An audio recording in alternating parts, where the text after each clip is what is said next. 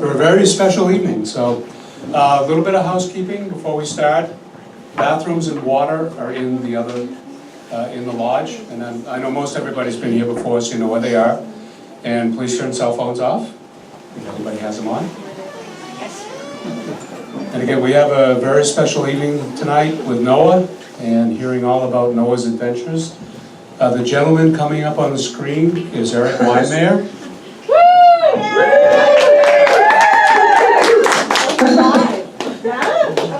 Yes, he's alive. Yeah. So Erik's barely hanging in there. Erik is Skyping in from Colorado. Erik has been here before. He's a very good friend of ours. Erik runs No Barriers. He's going to talk in a minute about No Barriers and what their programs are. And obviously, it's a big part of the program tonight.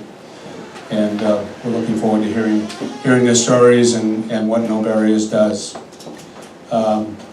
So for most of you here, I know almost everybody here. I'm Bruce, and my wife Anne Marie in the back. We're the founders of the AOAC. Tonight we are going to have Erik talk. Noah's going to do a talk. We'll have a question and answer period afterwards. We have made some recipes from Nepal.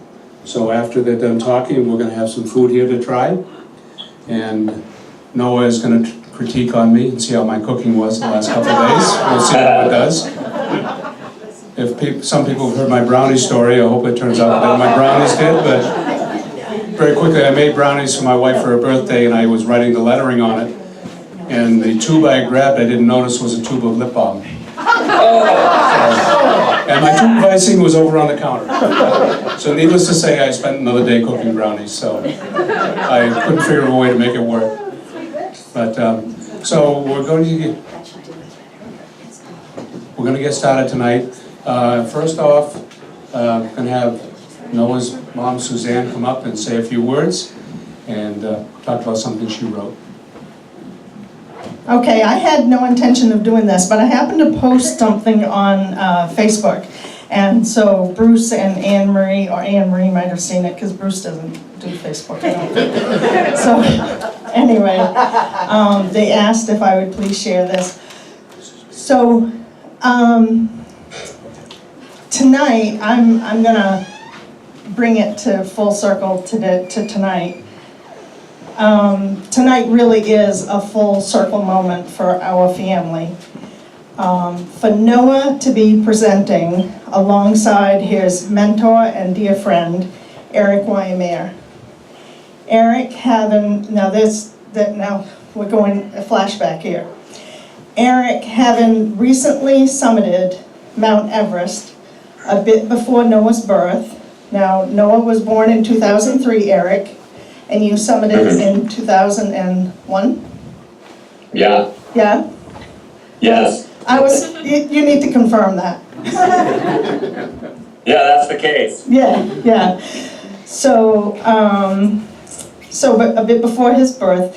So it's one of the first that we stumbled onto while Googling accomplished blind people. So Erik was fresh in the news, and that's who we found.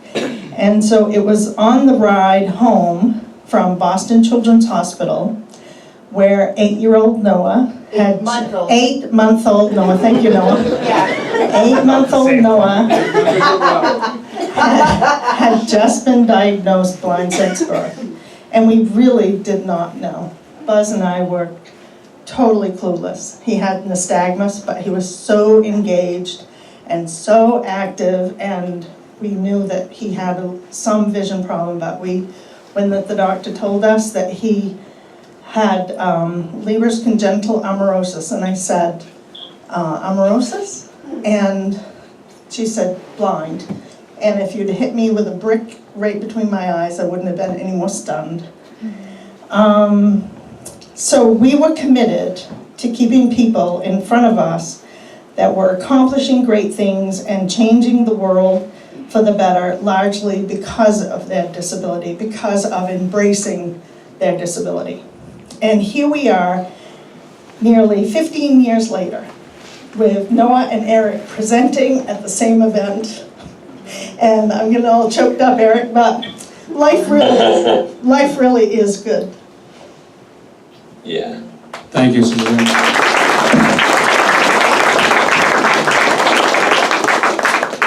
So again, now I'm going to turn it over to Erik to talk about his organization, No Barriers, and the wonderful things they do. They're truly a great great organization, and we've had a very long association with them, and Erik is a good friend. So Erik, if you want to go ahead, Nice. and if you want to bring the camera down a little bit, we can always see the top of your head.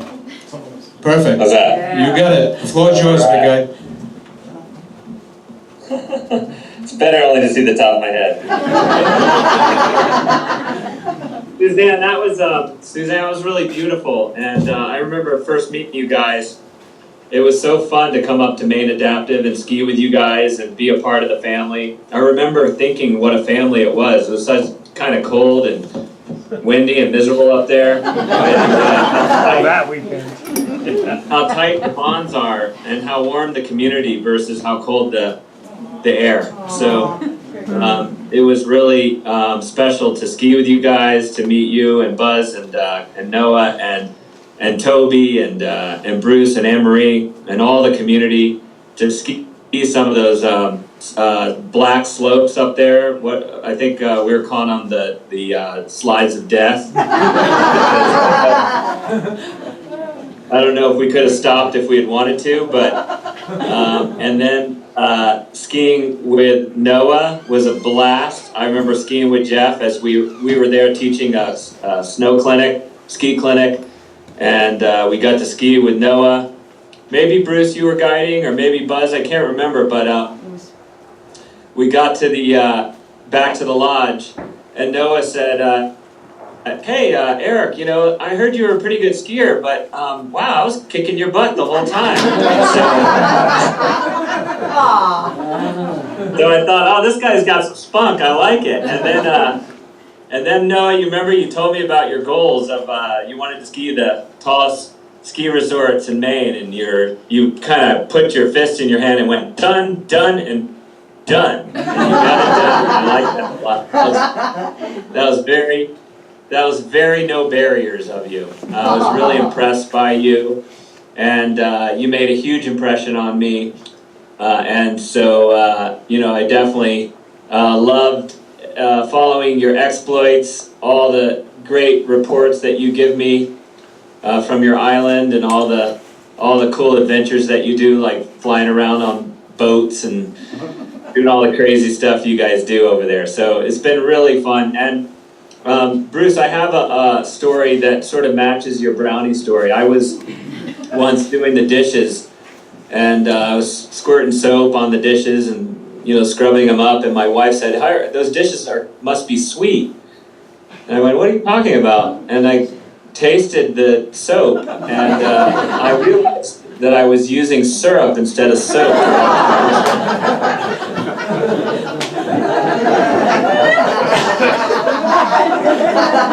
So it happens to the best of us. That it does. So I started No Barriers about 13, 14 years ago, and it was really more questions than answers in the beginning. I think maybe the beginning for me happened when I met two friends of mine that were at the time just total heroes, mentors. You, Suzanne, used the word mentor. These guys were my mentors. They're a little bit older than me, Mark Wellman and Hugh Herr. They invited me out climbing, and Mark Wellman, he's still part of the No Barriers, but he was a climber, and he fell down a peak in the Sierra Nevadas, and he was paralyzed from the waist down. And he went out and decided he was going to climb again, and he developed this new system with a pull-up bar. It locks onto the rope, and essentially he does pull-ups up the rock face. And he went back and climbed El Capitan, 3,000-foot granite monolith in Yosemite Valley, and they estimated he did over 7,000 pull-ups in 8 days. And I was so impressed by Mark, and I was so impressed by Hugh, because Hugh had an equal story, which was that he was a brilliant climber. He lived in Boston, and he was climbing Mount Washington in the winter. You guys know Mount Washington has a fierce reputation. He pushed too hard in a storm.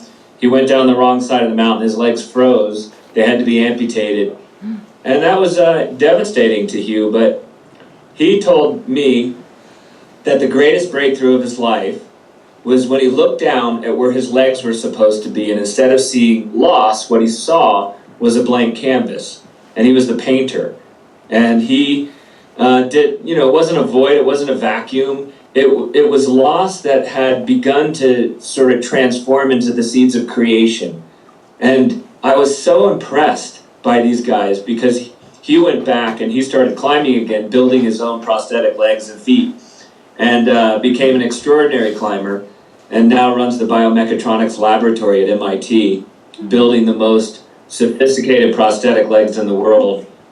So I was so blown away getting to climb with those guys. And I wondered what it is in people, right? Like whatever it is inside, right? If you're a spiritual person, maybe you call it the soul. If you're more of a secular person, you call it the human spirit. You maybe just call it a light or a strength or whatever it is that we have inside of us. I wondered how you built it. And if there was a map to building it, if there was some kind of universal way that people who get hurt along the way through life, how they rebuild and move forward in their lives. So that was a big question I had. And we came together and we started building No Barriers, and No Barriers became the answer to that. We think of No Barriers as a map. I really do think of it as a growth map, right? Because we're all on this journey of growth and change and transformation in our lives. And how do you move forward, right? You go to school and you learn all these skill sets and tools and you get educated, but whoever stops and looks at the template of growth, like how do you move through your life, that journey where you're breaking through barriers, you're building great teams, you're kind of creating a vision for your life, you're getting your butt kicked and then you're getting back up and you're using it as fuel to move forward.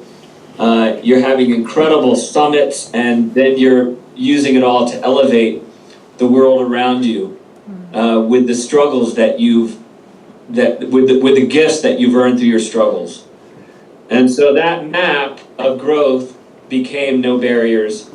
And I think I really got more clear on that map when I started kayaking, because just like in life, when you kayak, there's a map. And when you go through these rapids, if you just kind of take them straight on, you're going to get completely destroyed. So rapids have a map. And in kayaking, they actually call it the line. And if you stay on that line, and it's really complex usually, it's like, okay, you're going to cut in on the right, you're going to angle in, you're going to hit this first wave, you're going to use that to deflect, and it's going to bounce you right, and then you're going to move around this one rock, and you got to squeak right by that, and then you got to cut left again around this hole. So it's a very complex map. And when you stop to understand your environment, you begin to understand that through life is a map. And the other thing that is the same as kayaking is that when you're kayaking, you're riding the energy on the surface. But what you slowly begin to realize is that a lot of the things that are happening to you on the surface are really being created by the energy that's flowing up from the bottom of the river. So to understand a river, you have to dive down and really understand the depths. And I think this No Barriers life is not only an external map, but it's also an internal map, right? It's back to that question I had from Mark and Hugh. How do you grow what you have inside to grow it and commit to it and nurture it and use it to blaze into the world and light your way forward, like a headlamp in a storm, through all the adversities, through that storm, emerge on the other side stronger. So No Barriers is that map, and we work with people who are blind and deaf and have all kinds of physical challenges, but slowly over time, we've been now working with people with what we call invisible barriers. A lot of folks with post-traumatic stress disorder, kids in the foster care system, first-generation Americans, veterans, who have been hurt and have lost a lot when they come home and are trying to reclaim their lives. So what we're trying to do at No Barriers is to have all that community, even though, you know, there may be differences between someone who's blind and a veteran, let's say, to try to lean in and get stronger as a community and together try to break through the barriers that exist for all of us and be a stronger community as a result. And so I think in a way, whether you're blind or not, we're all in the No Barriers Club. And so I encourage everybody to join us. We have events all over the country. We have programs in beautiful natural places all over the country. Bruce and Anne Marie have taken part in our summits. You guys are so great to volunteer at our summit. The next one being in June in Squaw Valley, California. And so that's a little bit about No Barriers. And so I wanted to, we work with youth at No Barriers too. And I wanted to, you know, we had programs for blind people and deaf people and this kind of group and that kind of group, but I wanted to bring all our youth together. So we, a couple years ago, piloted a program where we brought together kids with physical challenges and those invisible challenges. And we decided to kick it off with a really spectacular expedition through the Mustang region of Nepal. And so we had kids who were blind and deaf and kids with cerebral palsy, kids with different physical challenges, but also kids with depression and anxiety and fear, and they'd struggled with violence and alcoholism and drugs. You know, they'd had trauma. And so we brought all this team together with this great experiment to see how this team would interact and become stronger, both individually and as a team. And one of the first people I invited on that youth team was Mr. Noah Carver. So I thought he would be perfect for that adventure. And I know you're a really adventuresome soul, traveling all over the world doing crazy things. So I said, we started conspiring about how to get you on the team, and I'm so glad that you were a part of it. Well, I hope I lived up to your expectations. You certainly did, and we had some fun on that trip, and I don't want to steal your thunder because I want you to talk all about the trip. I'll just tell one quick story because one of the cool parts about the Nepal trip for me was that it was also led by myself, being blind, Mandy Harvey, who's deaf, Gretchen Evans, Command Sergeant Major Gretchen Evans, who's deaf, and Bill Barkley, who is deaf and blind. So, who would trust their kids?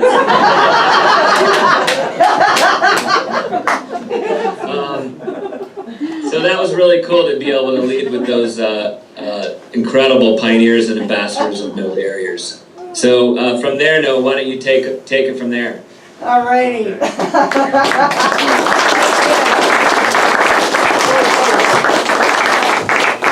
Thank you very much, Eric.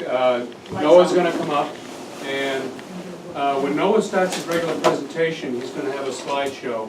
So we're going to lose Eric on the Skyping, but he'll be listening in. So when they're done talking, if there's any questions or answers to ask Eric and Noah, we'll do it then, and then we'll proceed with Noah's regular pattern. Well, hello. Mike's too close. All right. Cool. Right. There's no room for all of us behind you, but. You'll call me and so I can listen in. Okay, sounds good. Yeah, so, All right, thank you. but hold on, Eric. Thank you, Eric. Thank you. So, Bye. I don't want to hang up on him, am I supposed to? No. Yes, yes. You take it. All right, do you guys want anything to talk about between each other? No? No, well, that put an end to that. I guess it is. All right. All right, All right, give me just a minute, Noah. all righty. Okay. You might need to turn down the mic a tiny bit so it doesn't feedback. Okay, just a minute, let me get into my. Second note from the left, on the bottom row. Mother, can you hear okay? All righty. Ignore the puppet. All right, so I'd like to thank you all for coming out tonight. And as you've heard from my mom, This is really an incredible full circle moment for our family. And it really means, it's really all that more special to have all of you here and to have all of you being a part of this. So thank you very much. So I'd especially like to thank Bruce and Anne-Marie Albiston for both allowing me to have this opportunity to present alongside Erik, but also for sponsoring me on the No Barriers Explore Nepal expedition. And if it weren't for them, I would not have been able to embark on this incredible journey. So it was because of their generosity that I had this really once-in-a-lifetime experience in the first place. So really, from the bottom of my heart, thank you guys. So,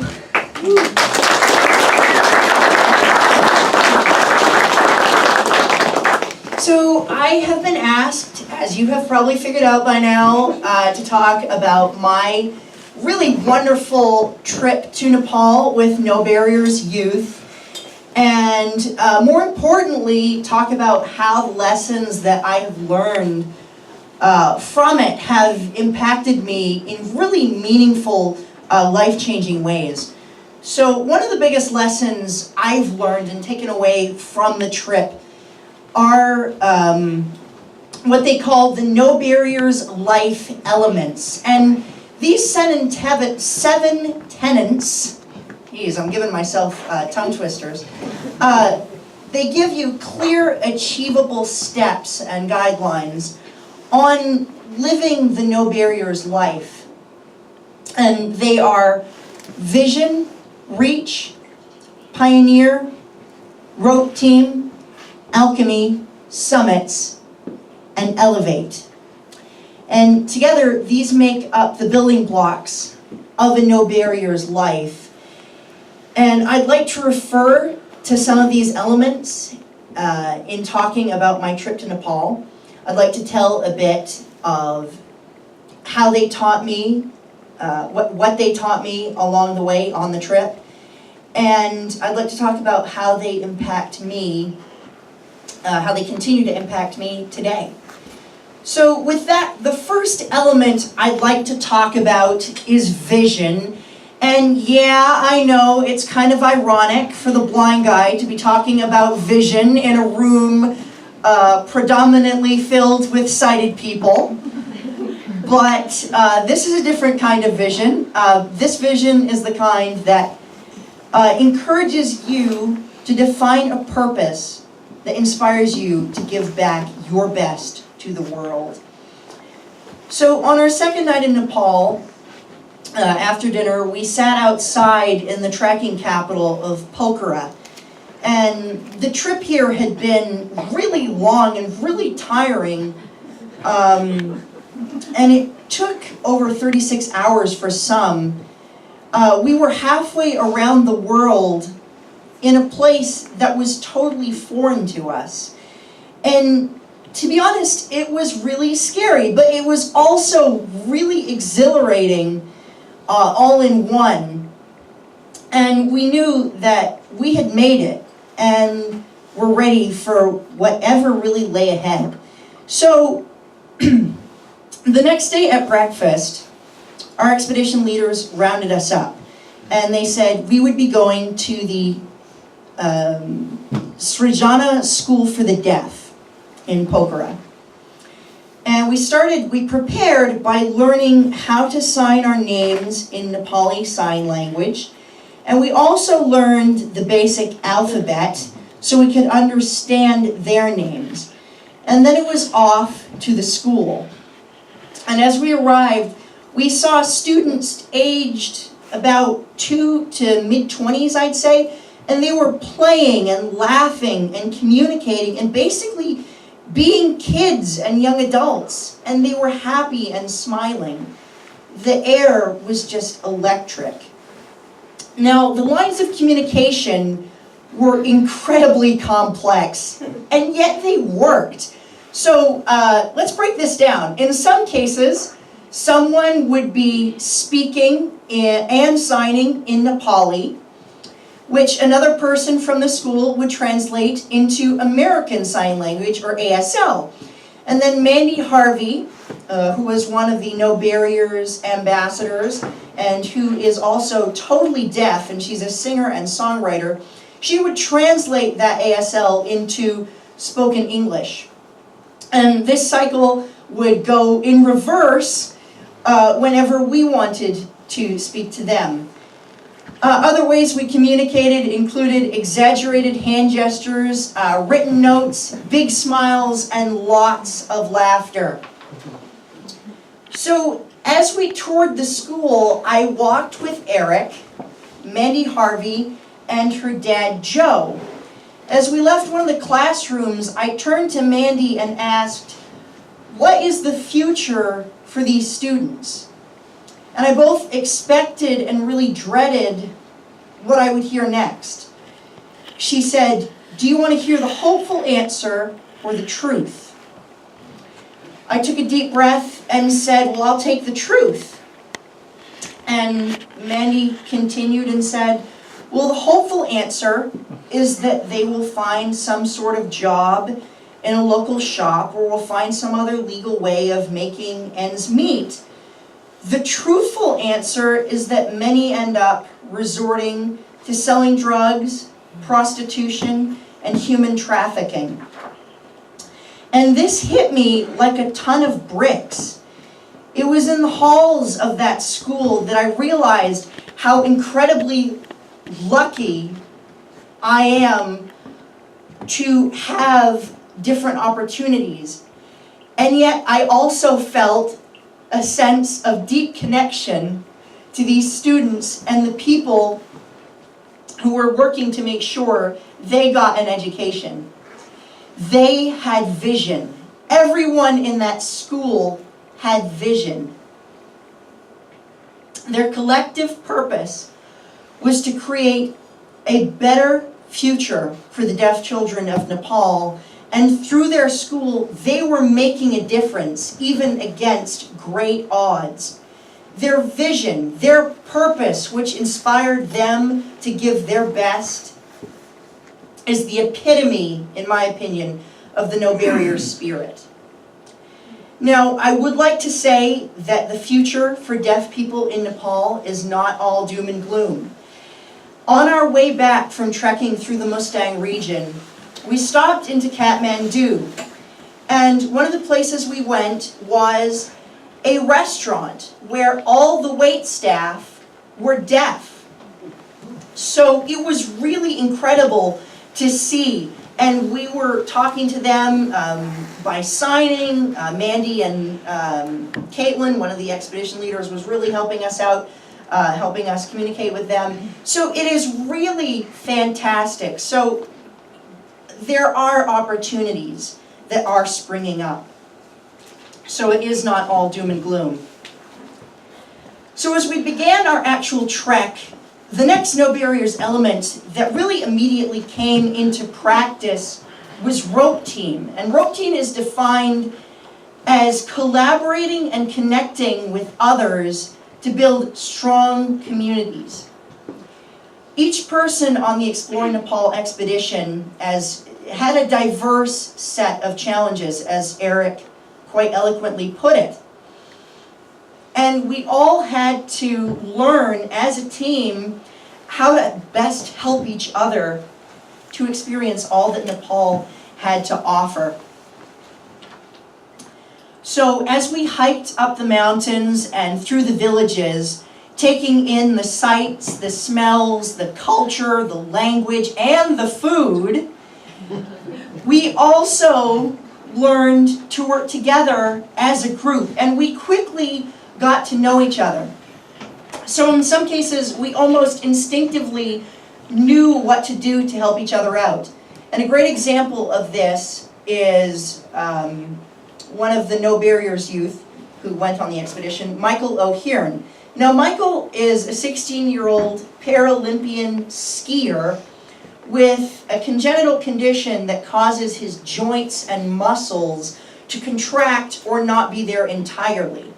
and he needed help getting his hiking boots back on a couple times after leaving some temples in the villages that we visited. So immediately, team members stepped up and helped him out to get his boots on. But sometimes it took more practice and time to figure out how to help each other.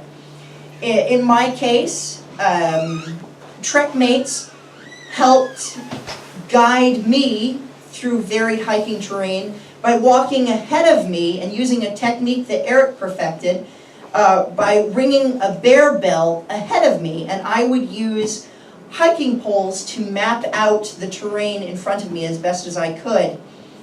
And it really was a challenge for me to learn how to take the input, the bell ringing in front of me, and also take in the kinesthetic input of my poles kind of scanning the terrain. So we all helped each other out in one way or another. But more importantly, over the 14 days of trekking and hiking and listening and laughing and talking, we really learned so much about each other. And I still laugh at many fond memories. One of them was experiencing the monkeys up close and personal at the monkey temple. Or playing dress up at a local shop with an antique warrior's helmet. And I still also hear and feel the emotion behind the really intimate alchemy stone stories that we shared with each other in the evenings after dinner in confidence about the struggles that we had endured back home. So I didn't just go to a different country with 11 other participants. We built friendships that will last for a lifetime, and we will continue to be part of each other's rope teams for years to come. Collaborating and connecting with others to build strong communities is necessary whether you're halfway around the world or right here in your own backyard, because we are stronger together. Another No Barriers element that has really profoundly touched my life is alchemy, and that means harnessing life experience into optimism. Now, middle school is tough for most every teenager. I haven't talked to any teenager who said, "Oh yeah, middle school was great." But it was especially rough on me because I was increasingly bullied by my peers for one reason or another, and I really felt alone and abandoned.